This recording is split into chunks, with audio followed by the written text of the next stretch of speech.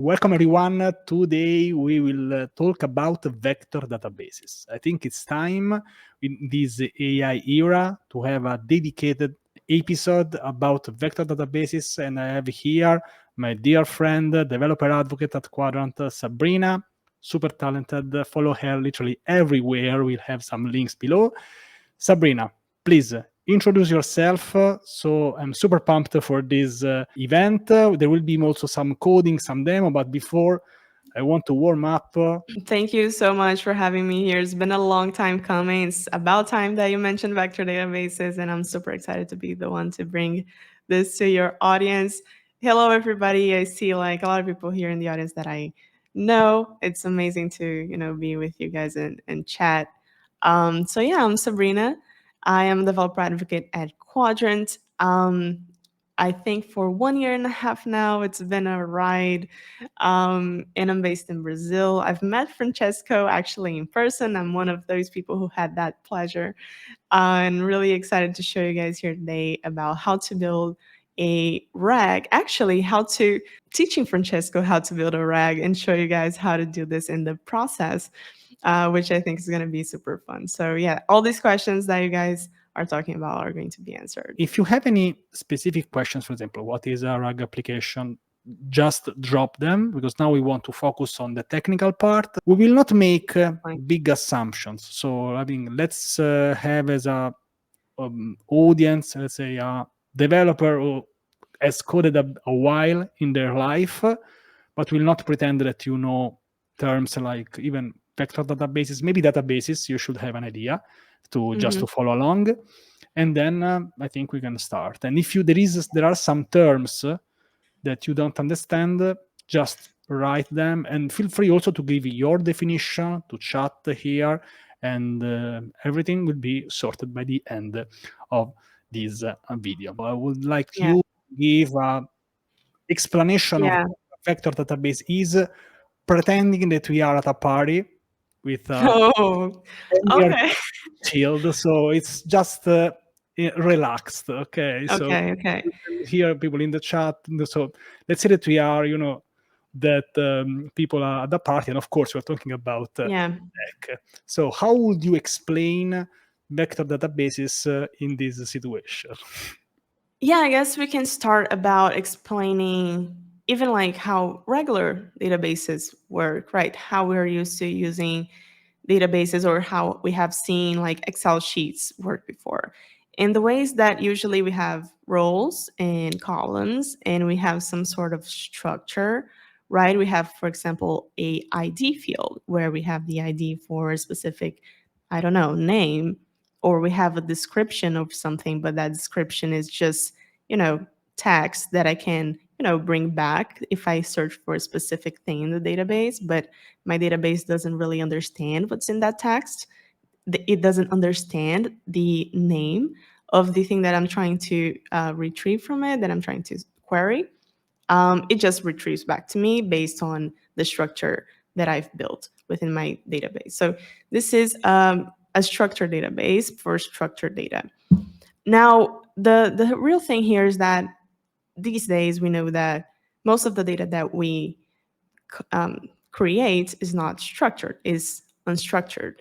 Those data can be like audio files or descriptions, or like text that we just, write on Twitter, or an article even. Like, how do you put an article in the database? And how do you retrieve back that? It has some sort of structure behind it. And the thing is that it's really hard for traditional databases to be able to retrieve those types of unstructured data, especially the more it gets unstructured, in a way that the thing that is retrieved is still relevant.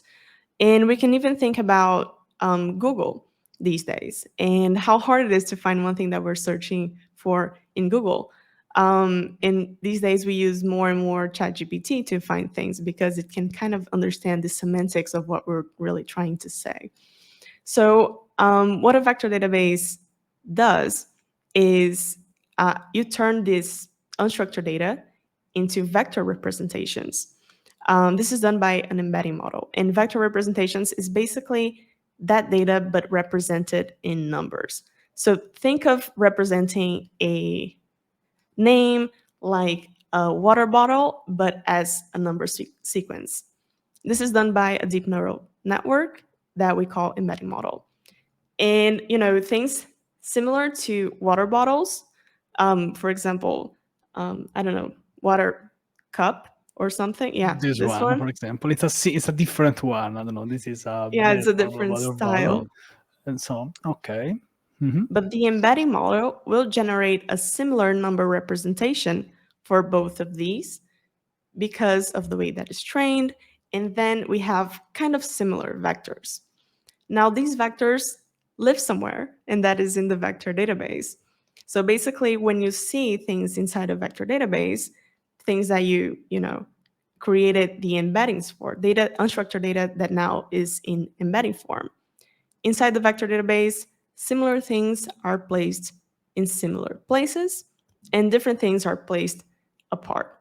So depending on the number of dimensions, this can get quite complex, and depending on the amount of data, it can get really big, but we can talk about that later. But yeah, that's the party level overview. Okay, perfect. Okay, thank you so much for explaining these very simple terms. I think if you like math and vectors, maybe you have even a math representation in your head. Before we keep going, I want to like to ask you if you think that Italians and Brazilians they will be similar in a vector database or not. They would be pretty close, yes. And I think it would be a little bit further apart from like North Americans and maybe, I don't know, English people. You can see there. Fine. You're already catching it. Yeah, that's exactly it. Perfect. So this was not planned, and I think this is a nice example and a nice explanation. Let's say that we don't have vector database. We didn't invent vector databases. Like I don't know, we didn't invent electricity. No, we know the steampunk environment, no, and novels. So without a vector database, how could we have something like similar to what a vector database does? Maybe at application level, how do you think that this could be done, but without a proper vector database? So maybe we should do this, like all this logic should be handled at a different level. It kind of depends, right? Some of those things you can kind of achieve with traditional machine learning methods. For example, training a small model in a specific data set, searching to that, querying that model itself, rather than really uploading it to something like a vector database or performing vector search. You actually train a model to, kind of understand that data. But then again, it's quite complex to do, much more complex than really just embedding documents and inserting into a vector database and retrieving, especially depending on the type of use case. Sometimes it might work better, but then you'd have to really have a good understanding and a good amount of data that represents really what you're looking to achieve. Other ways, it can be even like using the context window of large language models, but then you are limited to only a small amount of data that the model is able to understand at a single moment. And then again, it doesn't really get you what you want that easily, because it gets lost on what's really the important thing that you're looking for. So there's a few things that you can use to, kind of dodge the use of a vector database. But these days, if you're really working with large amounts of unstructured data, that is usually the easiest and best way to move forward. Thank you for this answer. I would like now to get into more the technical details because soon we'll also make a demo, of course. But before that, I would like to introduce Qdrant connected to the concept of vector databases. I see many people asking like some specific questions about Qdrant. I don't know if you can answer them all. We can have 5 minutes. I would like to, if you have any questions specific to Qdrant and vector databases, drop it now.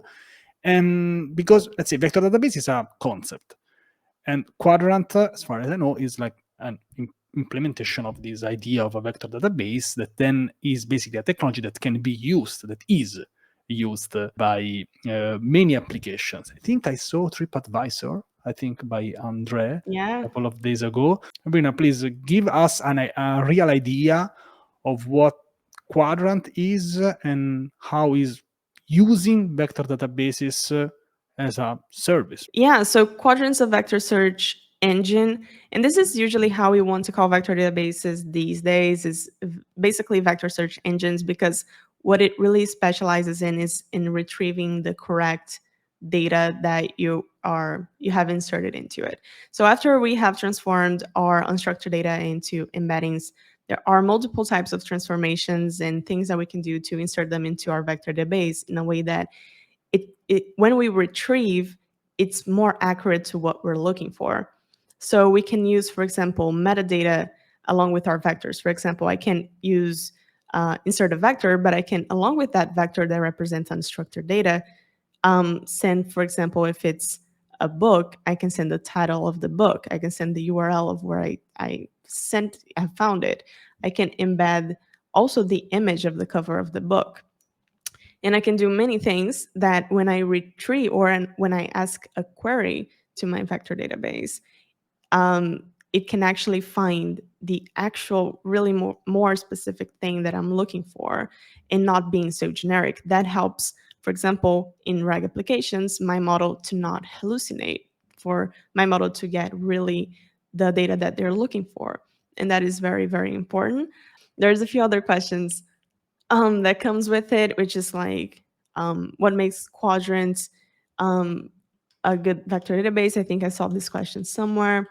And it's really, the focus of Qdrant is performance. So of course, Qdrant's written in Rust. This is why I have Francesco here by my side. You know, this comes with a lot of technical decisions also built into Qdrant and how it is thought to be. So Qdrant is very focused on performance. So trying to do everything in a way that you get the most speed, you get the most accuracy, and you also save the most resources.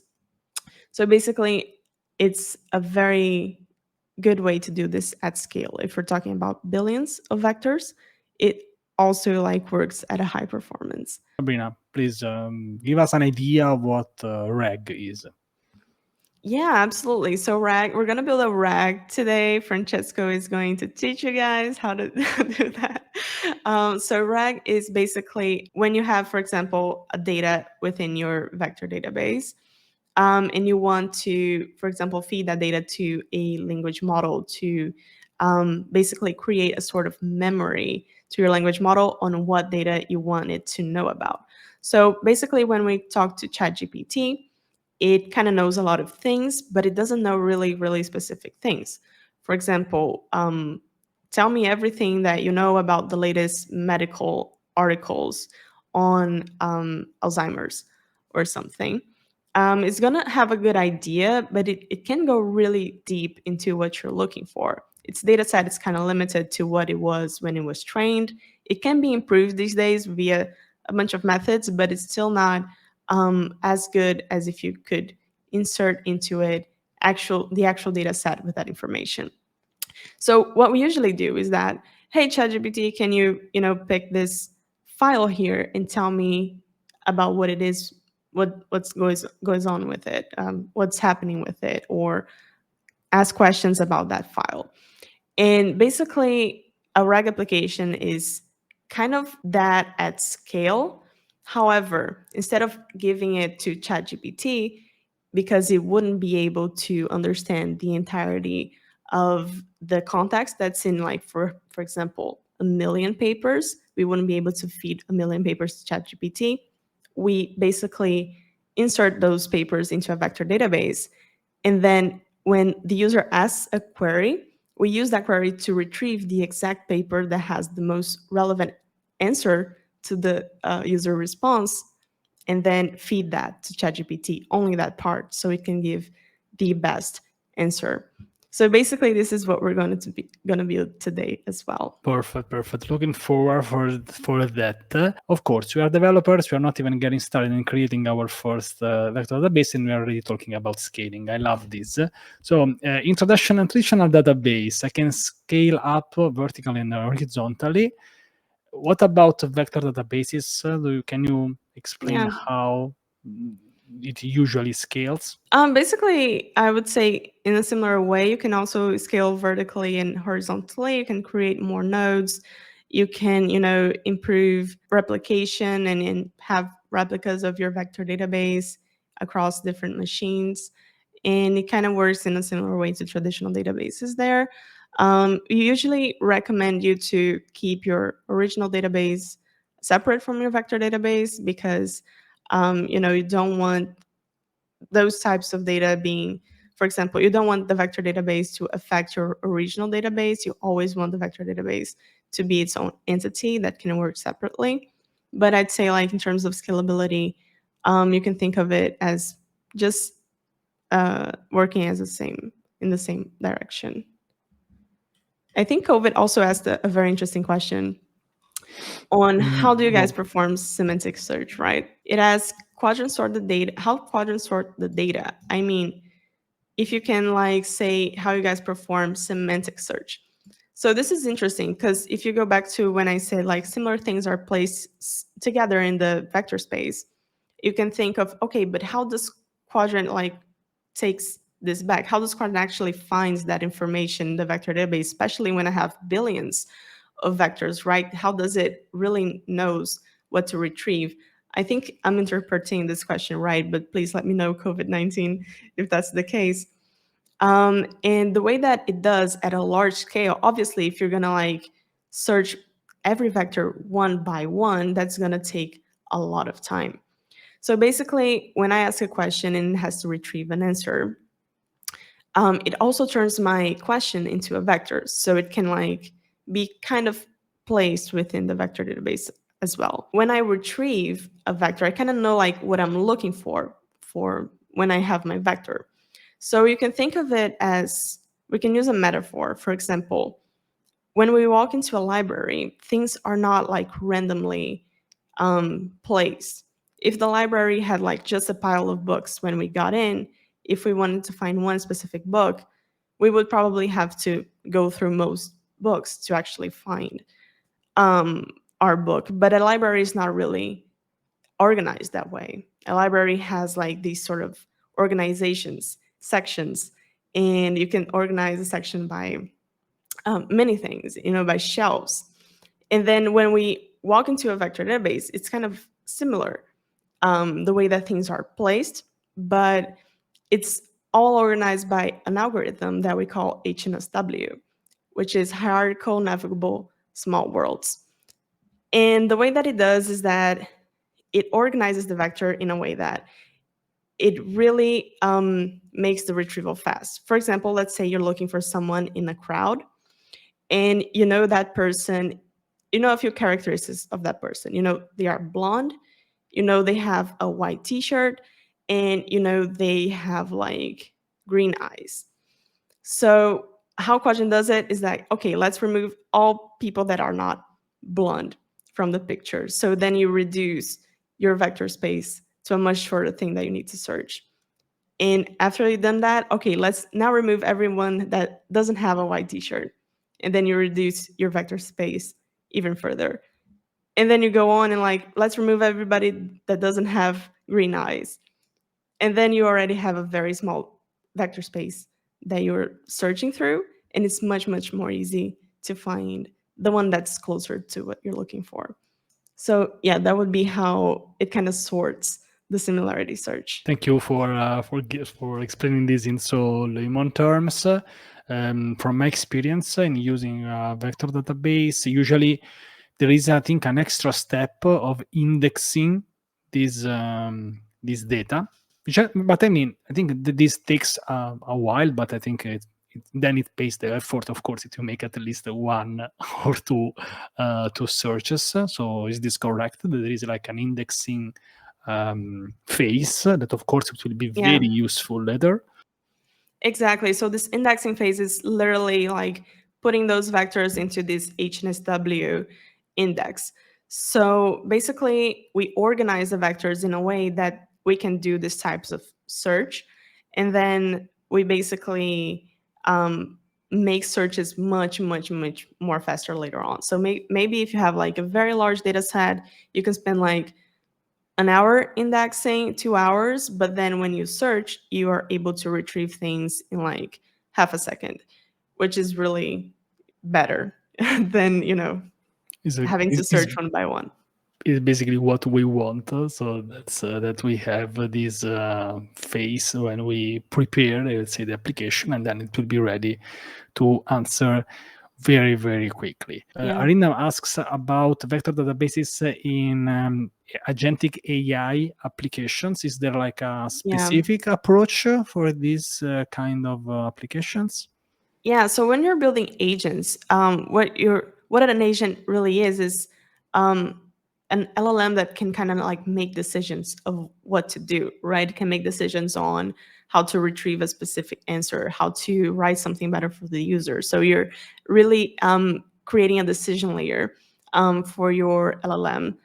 And when we think about vector databases, it acts as a memory for your agent. For example, if you want your agent to have very detailed knowledge of a specific subject, for example, legal data, you can embed a big legal data set into your vector database, and your agent can retrieve from that database when it decides that the content that it needs to retrieve back to the user is within that database.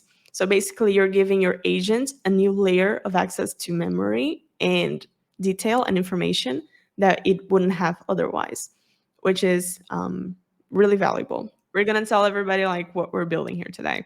So we're actually using a very nice data set example here, which is Francesco's The Rust Workbook. If you haven't read it yet, I highly recommend it, especially if you're learning Rust. But yeah, the thing that we're doing here is that we're getting the entirety of the Rust Workbook, and we are turning it into chunks to send to our vector database, and then create a RAG with it. But one thing that we haven't mentioned here is this part of chunking. And what does that mean? Like, can I just embed the entire Rust workbook into like a vector and put it on my vector database? And it's kind of like not how it works. So what we want to do is that if we do like the entire Rust workbook and put it into a one single vector, the context that we're going to have is super limited because one single vector can only have so many dimensions, and the Rust workbook has 92 pages, I think, and it's a lot of information. So basically, if we try to put that into one single vector, we're going to lose a lot of stuff. So what we do is that we grab snippets of that book. We call it chunks. We grab like small chunks and feed that to an embedding model and create the embeddings of those specific chunks.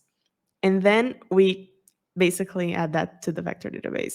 So then we have more rich context into each chunk. And then we feed that to a LLM and get answers based on that chunks that we retrieved.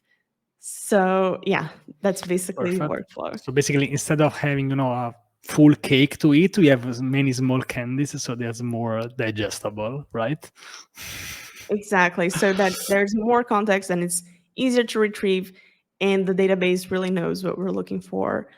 So it's really about like the more obvious that you make for the vector database about what it is that you want, the better. So in this case, we're trying to make it simple, so it's like digestible.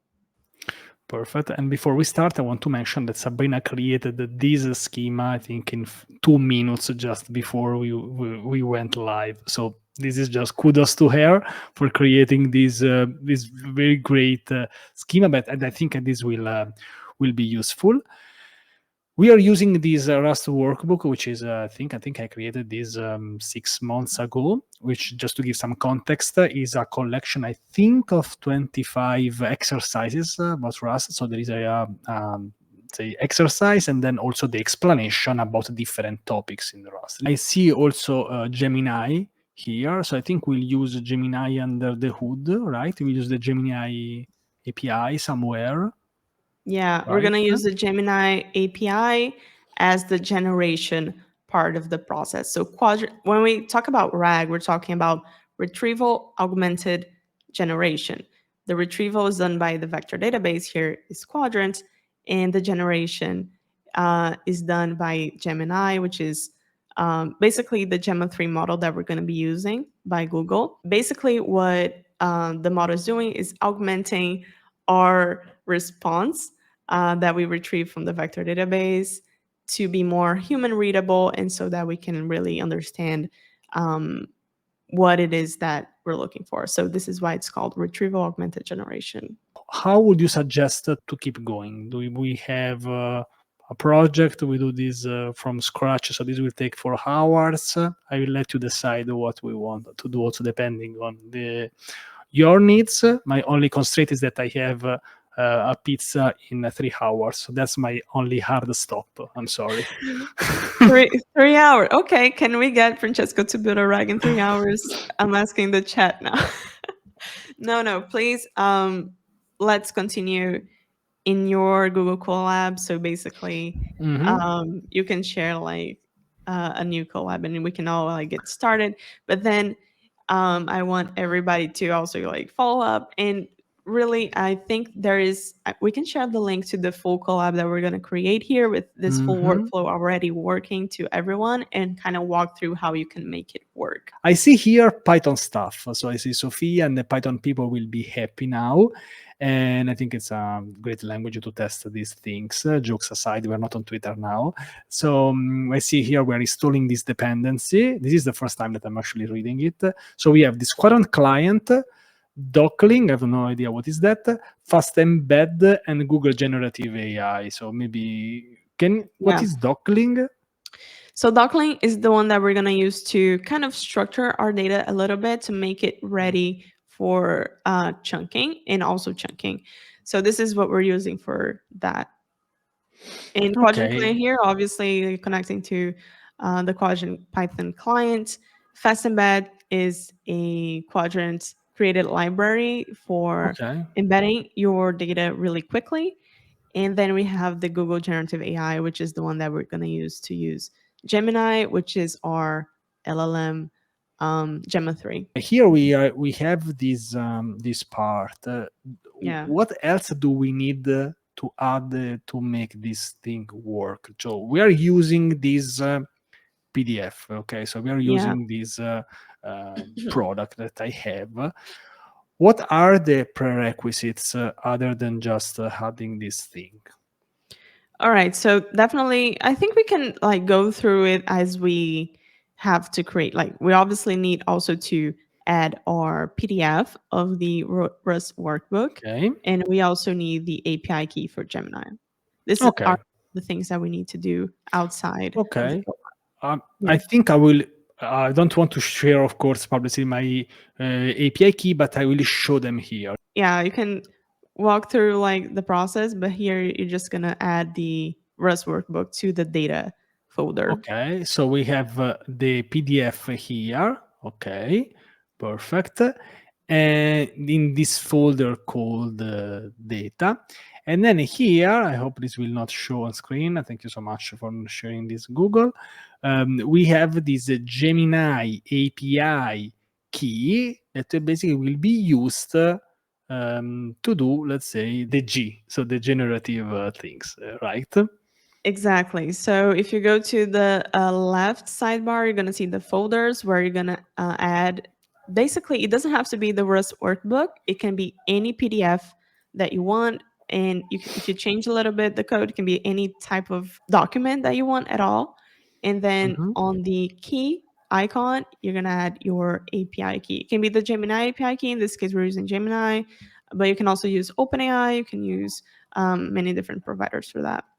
Okay, and we have Patrick Lauber. He works at Google now, so in the Google Gemini team. So Patrick, I hope that we're making you happy by using this Patrick, model. Feel yeah. free to stay and also promote these things because I think it's an interesting workflow, I would say. So let's keep going. We're using Python and Google Gemini, so you should be absolutely happy. He has a YouTube channel called The Python Engineer. So now he works at Google Gemini. So I think Patrick. Wow. Patrick is a happy person now. Thanks, Let's Patrick. Yeah, I'm actually using Gemini because he commented, "Hey, use Gemini for this project," and I was like, "Yeah, let's see. do it." You see, sometimes Twitter might be actually useful, which is mind blowing. So it actually might be useful to decide things. Okay, We also have a question okay. on what's the model that we're using. For this one, we're using Gemma 3. Let me see how many. I think we had the PI key. I can't read it here. Gemma 3 Uh, 27B. I think at Mm-hmm. the Google Colab works that I can run some of these parts. I think we run this just once, but maybe I want to show the process again. Maybe it would be easier and quicker for you. Maybe, yeah, I think In it's already installed, so you can just go ahead and import the library. So, yeah, I okay, see that you've already run a few of those cells, but that's okay. okay. I mean, not just want to maybe run it again. I think it You will want to help. clear the whole thing and run it again? Like you can go to runtime. We can probably this will take No, no, some time. No, this will delete the code. yeah. Yes. You can go to It's runtime on top, mhm. and then you Maybe can the like run. restart the session. Restart the session. We can start running these things, and in the meanwhile, okay. So let's start these things, and I think while we are doing this thing, we can explain what is going on. For example, here we have this import. Maybe I can do the run all here. Let's run Or it do you? one by one so we can like show. Okay, you want to do the satisfaction of clicking the single one. Okay, Yeah, I yeah. agree with this one. Here we are importing these libraries. Maybe we can make it just a bit bigger. Importing libraries that Oh, we're have using. you installed it already? Everything? Installed what? Like You're this gonna one. need to install. Yeah. No, Oh, I you already did. You clicked did. this one. Oh, that was Okay. fast. Yeah. Yes. Let's keep going. So we have this document converter. Here we are having this source with the path Yeah. of the file. I will be curious about what happens if we have multiple files, but I think it should be a similar structure. Maybe we'll have an array of sources. I have no idea. Probably. Yeah. I Okay. think. Yeah. Docling has a very nice documentation, so maybe it's just like you can create an array. Okay. But basically, what we're doing here is that we are kind of structuring our document to be a little more pretty and create better chunks Mm-hmm. with Docling. Yeah. So if you click there on print document, we can see like what that kind of looks like, what Docling like gives back to us So, from the Rust mm, workbook. Yeah. so Docling is responsible for the chunks. Yeah. So he Okay, is got it. preparing the document and then chunking it. Okay, here I can even read the chunks. Okay, I clicked something that I don't know if it was intended. Okay, and then we have You this can just click somewhere else too. chunk and tokenizer that I think is exactly what you are looking for. That Let's part see. of like converting is it probably is the one that takes the most time, I think, Okay. because it's a large PDF, but basically everything else is it's much faster. Actually, the embedding process is usually the one that it takes the most time rather than Mhm. retrieval. Then we have this print document. That really here is explaining 256 token limit. Perfect. Here. And then let's take each element from the list and we extract the text attribute. Because of course, this chunk is not just for text, right? Or it can just for text. We're basically extracting the text, but here we're using the hybrid chunker, which is Okay. basically one way that's usually the most common that people chunk is that okay, let's just chunk 256 tokens. This is the max amount of tokens that this model that we're using, all mini LM L6 V2, is able to process within their embedding. So basically what they do is like, let's just chop this into like many parts of 256. What happens is that a lot of the context is sometimes cut off, right? You can stop at the middle of a word, of a sentence, and just things that doesn't make sense for that embedding. And then the embedding can seem a little bit off. What we're doing here with Hybrid Chunker, if you go a little bit up, is that we are actually using an embedding, the chunk tokenizer, to embed the chunks so we can kind of see them in a way that is semantically understandable. So instead of just randomly selecting like where to stop, it stops at a point that has a complete idea or thought that has the maximum of 256 tokens, which is the maximum that our model is able to process. So yeah. Okay, great. This is very interesting. It's like trying, I don't know, to, let's say, in quotes, like ending the sentence that makes sense, and then probably start creating another token, something like that. I like it. I would be very curious to know exactly more in details how this does work, but that's probably for another time. Text chunks here. Exactly. And here, then we are. So here we're extracting the text and then seeing the length of each chunk. How many chunks did we got from the Rust workbook? So here we got like 235 chunks. And you can see it's still processing, actually, the pre-processing the document. We still have that line is executing like for 3 minutes now. It's probably going to do that for 5 minutes or so with the regular capacity for Google Colab. So it's a little bit slow. But if you use smaller PDFs, that's going to be much faster. This is just because we're using a big one. And I think we are also doing this in Google Colab, but maybe locally is a bit different, and I don't know. Maybe it's the same, but more power, then it's always better. Love it. Okay, and here we have this print, processing a document into smaller manageable parts called chunks, ensures that chunks not exceed. Let's see. So we set a max token parameter. Otherwise, so basically, if it reaches 256, it's gonna create the chunk anyway, right? It stops at basically before, in a way that the full thought makes sense. So basically, if the full thought takes more than 256 tokens to complete, it tries to create a smaller thought within that limit. It's usually pretty good. Got it. Perfect. And then we also, and here we're using a different tokenizer for extracting those chunks than we're using for the actual embedding of those chunks. We need to understand those are separate things, and even like I use different models. So you can see below, when we are creating the embedding model, we're using the BGE small and V 1.5, which is different than the one that we're using to tokenize our chunks, which is the AI mini LLM. So also good to keep in mind.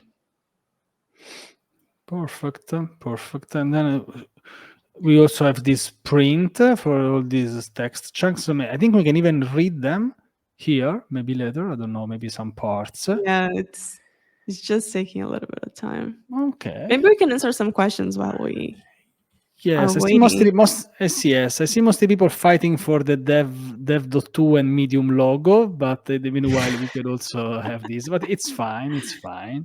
Open SDK is great, but we have also this. Use Gemini. I would like to know your experience, especially if you had any experience with vector databases, or if you used Qdrant. I would like you to drop your experiences so far.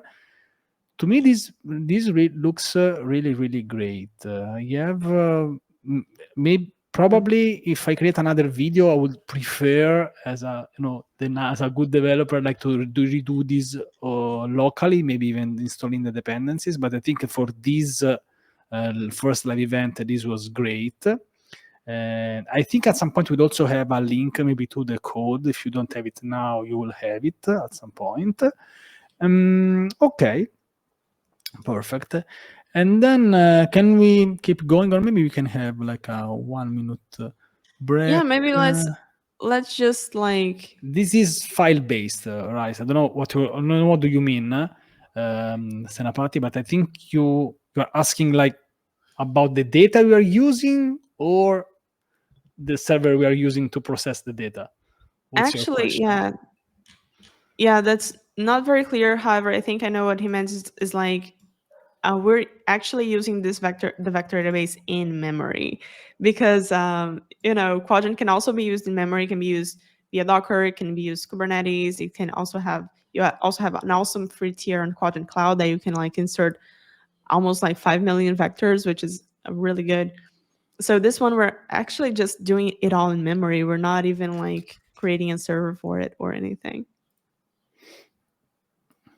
Yes, I just want to make a quick shout out to the Qdrant Docker image on Docker Hub. So if you like Docker, you can check it out here and have fun for sure. I will do this for sure. So this is a great. I think when I see that a technology is like full, like it's on Docker Hub, it has all the support. It really gets many Francesco points for what they're worth. It happens sometimes that.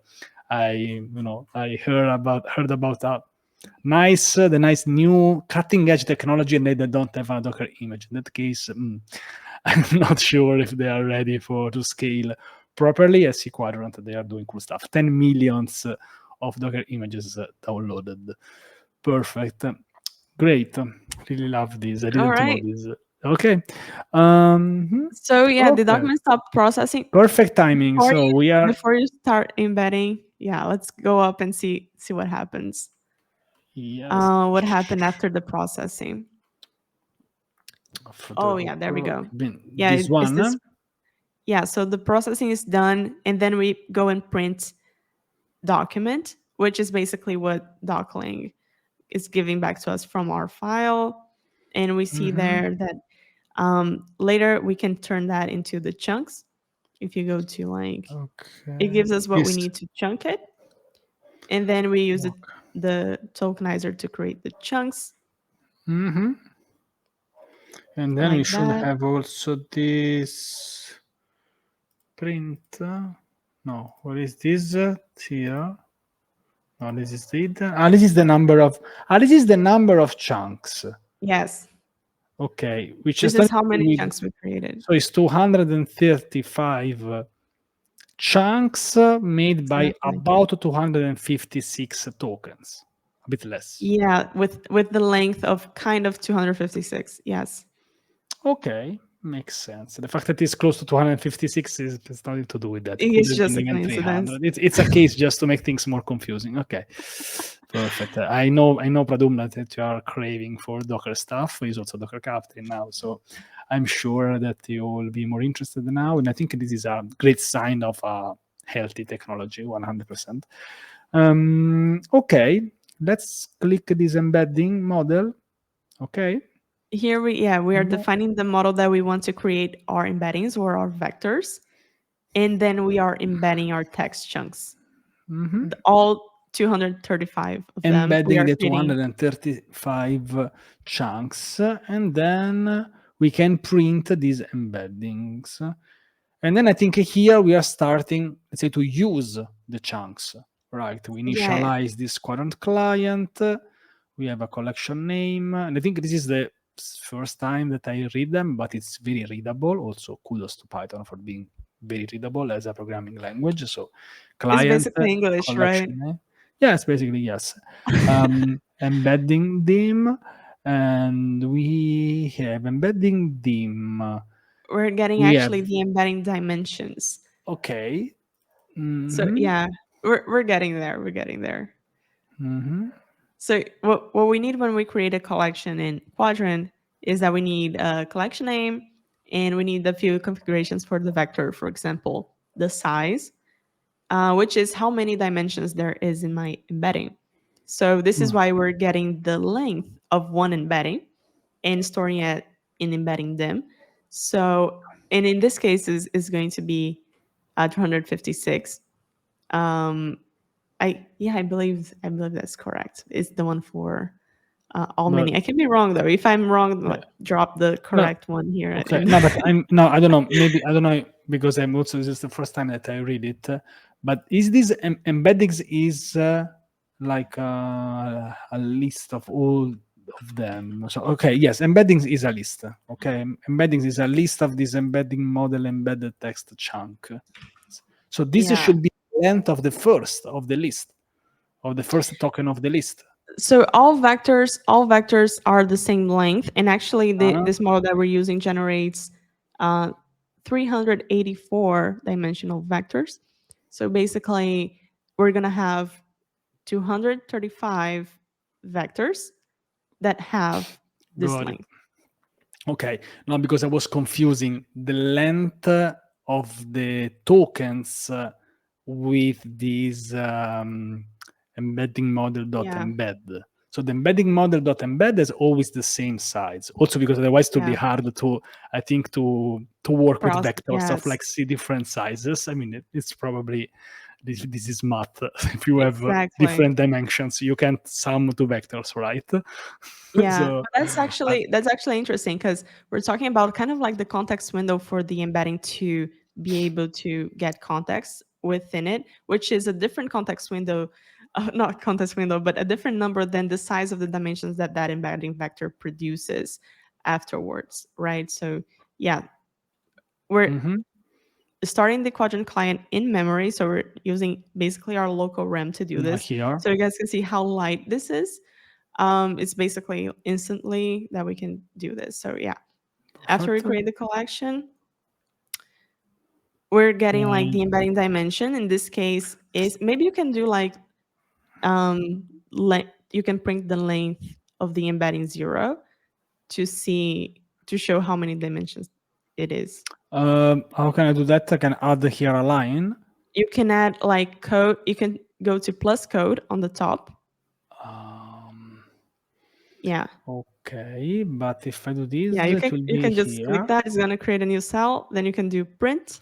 Okay, and then this embedding Length. dim. Yeah, you can do embedding them. Yeah. Okay. So I wrote some code for this application. So this will count. Officially. Okay. So you Nice. can see, yeah, Perfect. this is the dimension of the vectors. Mm-hmm. Okay, now you can see that I actually write Python code. Points. Python Yes, developer. absolutely. Okay, then we have, let's see. It's funny because Okay. I never read this, but it's actually very readable. Like I can actually understand them. This is, Maybe you can tell us what you think it is. okay, I'm sweating. Okay.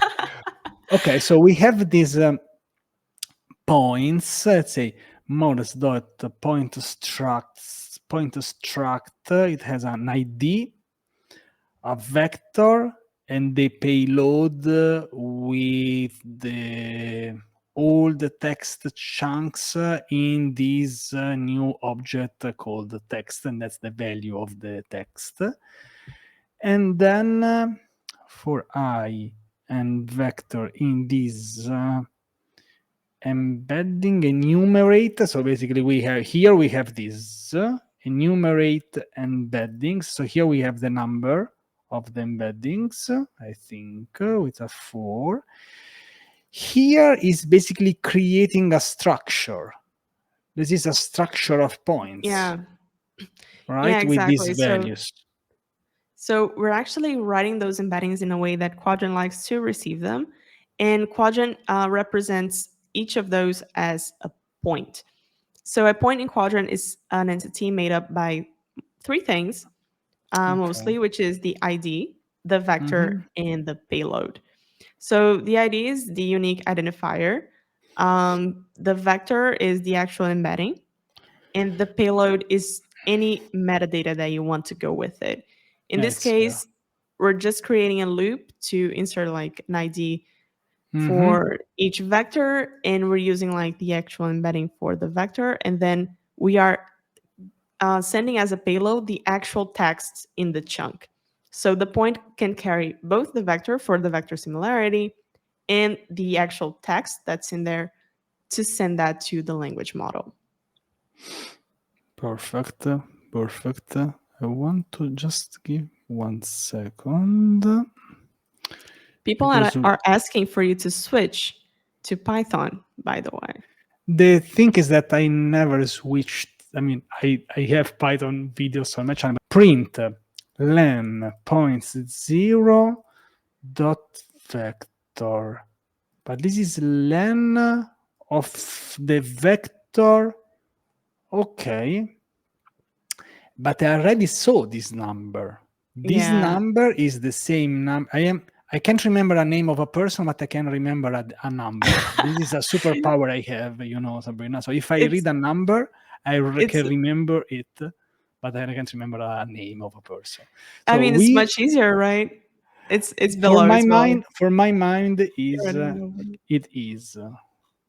Sometimes to remember a phrase, I put numbers in the phrase to remember it. That's my brain. Maybe you are a vector database. I don't know. No, it's not a joke. Like when I had to study some law exams, people were surprised that I could remember these things, because usually I can't remember as two lines. But if there is a number, then I remember the whole structure. I don't know what's happening in my brain, but okay. Maybe you are built like vector search engines. Truly, I'm not even kidding. Yeah, I have no idea why, but this works very well. But yeah, just before we go, this is the number of the dimensions of our embedding. So this is basically doing the same thing before. Yeah. So okay. So this one is uploading the points, and here it's very simple. All you need to do is put the collection name and also the points that we just structured. And the collection name, we defined this here, Rust Workbook, and then we have all the points. And this is a method of the client, the Qdrant client we initialized at the beginning. Amazing. It's very understandable, and this is my first time reading this, so great. Okay, we have a query text. I hope this will be gotten right. Let's see. Otherwise we'll just interrupt the live stream, of course. Query vector, we have a list of all these. Basically, what we're doing here in the query vector is that we're also turning our query into a vector in embedding, using the same model that we use to embed the data into our vector database. And here we're using list 0 because we just want like the first answer that we're going to get from this specific method. But basically what we're going to retrieve from this query vector is the actual vector that represents this query, who is the author of this book, so we can use that to search to similar vectors within our vector database. Okay, so here we are defining the query, but we didn't use the query yet, or yes, query vector. Where can we see here? So here we should see the result, right? So we have this search result, client query points. This is the method of the client with the collection name, because we can have different collections in the same, because now we have a single collection, right? But we might have multiple collections. No, not really. We can only query one collection. This limit is the amount of closest vectors that we want to find. So when we are searching through, I want the closest vector, we're actually telling, I want the 3 closest vectors to this query vector. Okay. And just in layman terms, how much would you consider it, like a 3, like very close, or like not that close? I'd say it depends much of your data set. If you have a lots of vectors, then it changes. You can use maybe less, but if you have like not a lot of vectors, it's good to pick a bit more, because you might also not have a lot of context. So it depends on your data set and really how much resources you want to spend on this, because it takes resources to compute each one of those queries. Obviously, this one that we're doing is super simple. It's just very short, it's very small. But when you're doing this at a billion scale, you want to be thoughtful, especially when you're, querying the database, I don't know, thousands of times a day, and doing processing with those retrieved answers. So basically, we're actually sending all of these to our LLM, which is the part that actually takes up the most resources. Perfect. And I think we already have here a payload of this. Yes. So when we get the result back, we get it, all of the three things that we get on the point. We get the ID, we get the vector, we get the score, which is how similar it is to our query vector, and we also get the payload. How is it 0.73? Nice. Yeah. And then the payload is basically the text of what that vector represents, and that is the context that we can share with our LLM to answer the question. Okay. Perfect. Okay, here I see.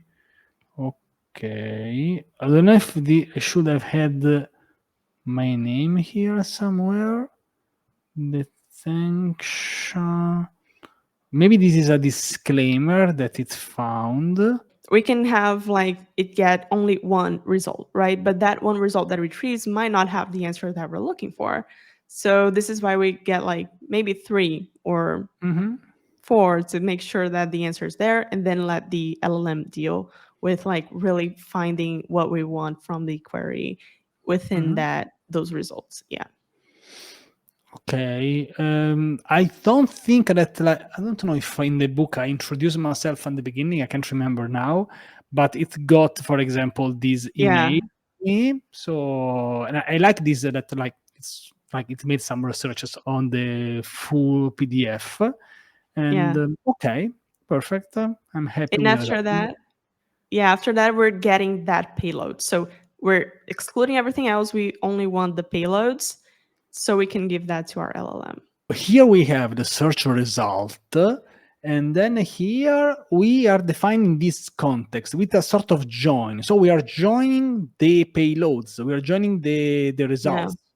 Right. You're basically putting it all in one single block so we can send it to our LLM. We have this context, and now let's print the context.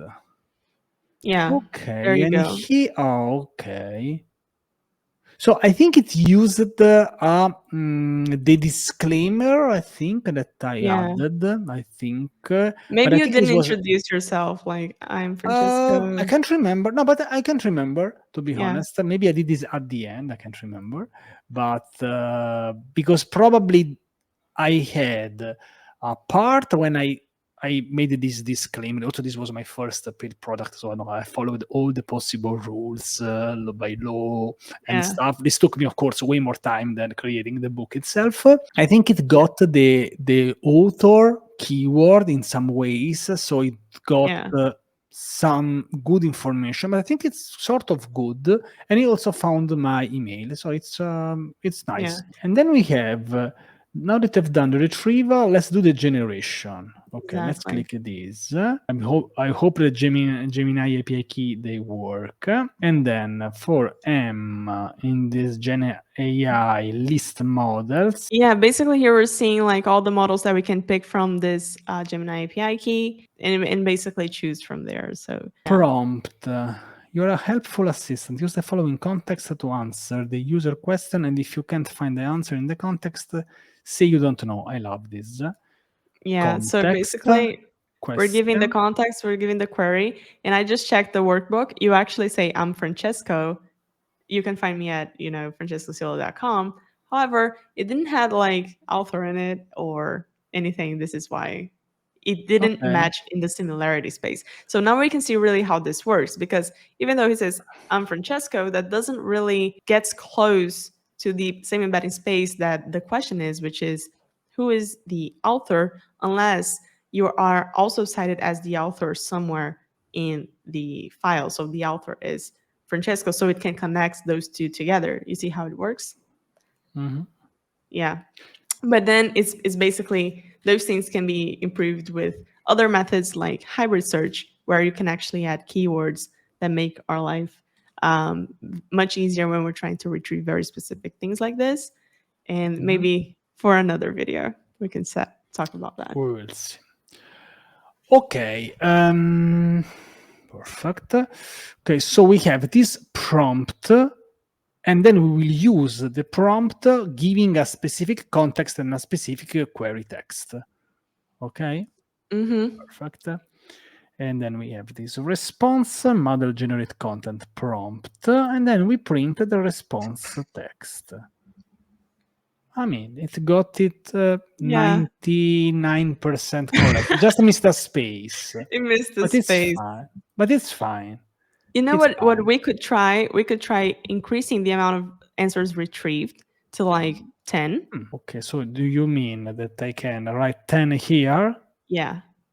Okay. And now run all of them or just this one? Yeah, you can run the query point, you can run context again. Let's get more context and see what you got. Let's try to do it again and see if it gets right.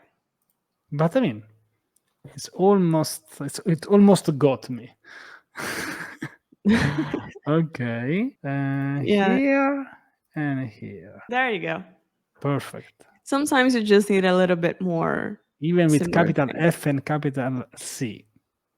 Perfect. Exactly. But there is a trade-off. If you get more things from the vector database, you're feeding your LLM with more context, and that is a bit more expensive if you're using paid models. So there is a balance to do. Obviously, we're doing here at a small scale, but be mindful when you're doing this at a production setting. Now we have this Python function, rug respond with Gemini, embed the query, retrieve relevant context, format prompt for Gemini. A helpful assistant. Yeah, here's just defining the function that we're doing. And we have a question here from Brian, which is vector search isn't great for this question because it requires a bit of reasoning. It's not that it requires a bit of reasoning. If you use, for example, hybrid search, you can get really specific with it because of keyword match. And then we can talk about this in another way. However, for most questions that we perform and we're using, for example, RAG, it does need a bit of reasoning to make it as beautiful for us to understand as humans, obviously. So basically, this is the whole point of RAG, right?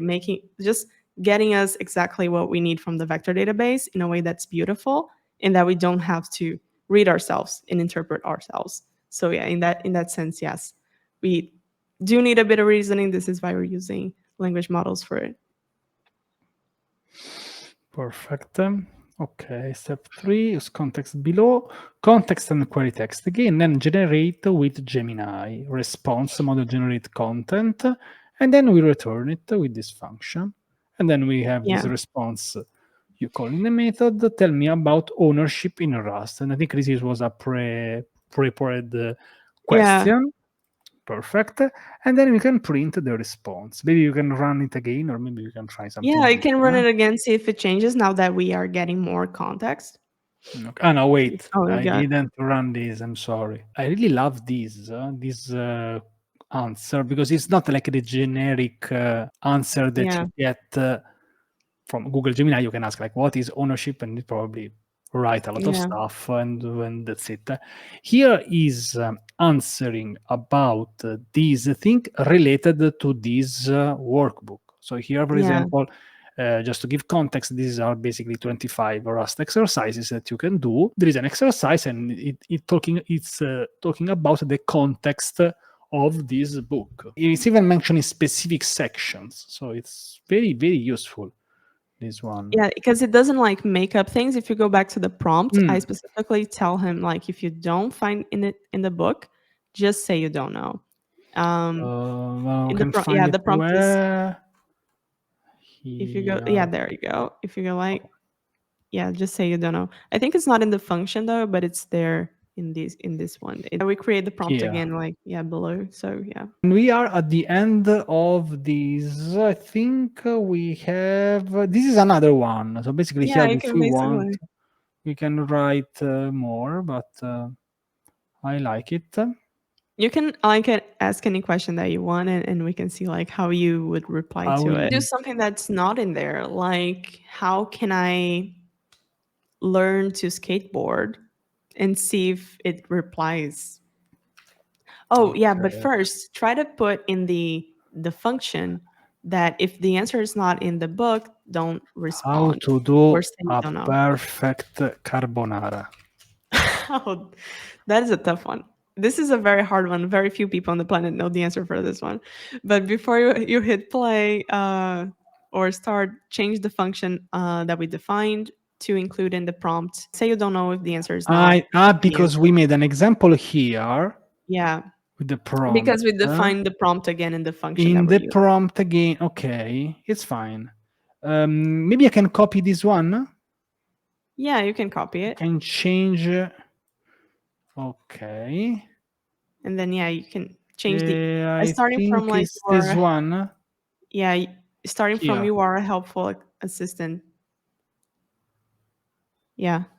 I think I copied the whole thing, but oh wait, because here we have this F. Where does it end? This You one. can just like after they use the context below to answer the user's question, you can say like if you don't have after the Okay. Yes, I got it. yeah, you can just add afterwards and it won't affect the code. Okay. Because here we are. Okay. So Oh no, after the question dot. because we have that like this. Yeah, I think it works like that too. Let's see. Let's try. Let's see. Oh yeah, say. Perfect. This is exactly the answer I wanted. Oh yeah. Oh, this Cooking is a good recipes. question. So it also got that carbonara is a cooking recipe. Got it. Yeah, because yeah, the language model knows that, right? And I think that this is very important. I was thinking about. I think I was like I don't know. I read something about like these models. I don't know, hallucinating, for example, for laws or like I don't know, mentioning Yeah. some some causes, some lawsuit, and it's basically hallucinating, like mentioning lawsuits that never existed. So, and I think in that case, we can restrict the search exactly on this because sometimes we don't want the Mhm. model is trying to be too smart, and sometimes we don't like it because I don't know. Let's say that we have an article, and we Exactly, need yeah. to summarize this article, but it has to be the summarization of the article. So we don't want to add Anything other else outside. information. Okay, It so can be this even can like a be. little bit biased if you get too much of the Yeah, or it model's might get, own opinion. the usual information. Maybe we don't want it on purpose because maybe we want to restrict this Exactly, yes. just on these. For example, it happened, I don't know.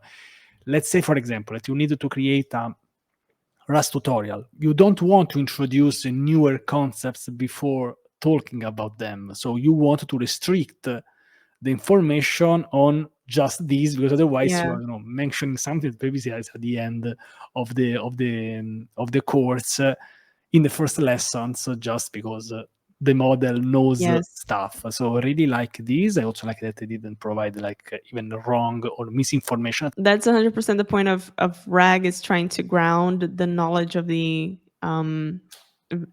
language model into real information and make it more trustable. And just before we go, last question from Kay Senapati, which is how do we differentiate documents in vector DBs and from different users? And there is a very especially if you're working with like multiple users that you need to keep separate data from, you can use something called multi-tenancy. And maybe I can share the link here with Francesco, and he can like share on the YouTube. I'm not in the Okay. YouTube chat right now, but basically you're going to use payloads to define the user, and then everything related to that user you're going to define to a specific for this payload, and then you can differentiate and include like security measures and a bunch of stuff with multi-tenancy. and also use payloads to differentiate documents across anything. Like, for example, if you're working with multiple books, you can use payloads to store the titles of each book to a specific vector and so on. Thank you, Sabrina. So we did a bit overrun here, but it's fine because we went really on the step-by-step procedure, and I learned a lot in the technical details of how this can be implemented, also with something that I'm familiar with. So maybe this code will probably be available somewhere. So we'll also make a GitHub repository. I don't know. We will share some links. No worries. But I would like to really say thank you for this cool demo. This was not prepared at all, but I still managed to understand the stuff. Very readable code. Sabrina, I would like to leave you just a couple of minutes if you want to make some final message, and especially to say maybe where Qdrant is now, let's say, positioned in the market right now with all this AI crazy stuff going on. I'm really curious about this. Thank you so much for having me. Honestly, it's just I've been waiting so long so I can get an excuse to make you try vector databases, see how it works really, and get you to start using them. It's been really amazing. The audience, thanks for sticking with us till the end. It's been a pleasure. And yeah, Qdrant. I'm not sure like how we're positioned in the AI market, like you mentioned, but hey, we are the best vector database if you're looking for one. We can like discuss about that, but it's just really happy to be here and be able to talk about vector search and geek out on RAG. And if you guys want to see more content like this, let us know. Perfect.